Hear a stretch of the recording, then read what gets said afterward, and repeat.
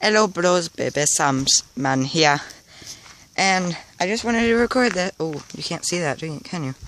Well, I'm gonna stay over here. Here, I have a flashlight. Hold on. Fire. As you know, if you watch Jake the Sloth, you can't see anything, can you?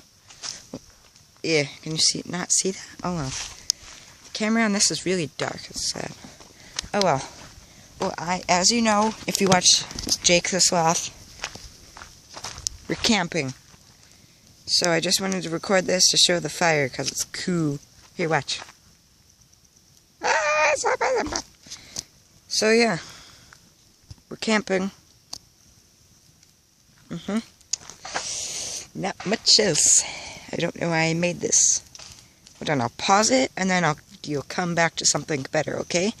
1, 2, 3. Okay, I'm back with cooler things. Sorry, there's like other people over across the road dirt thing that are camping, but I'm inside my tent and it's not really this dark. Like, you see this? It's way brighter. But flashlight on.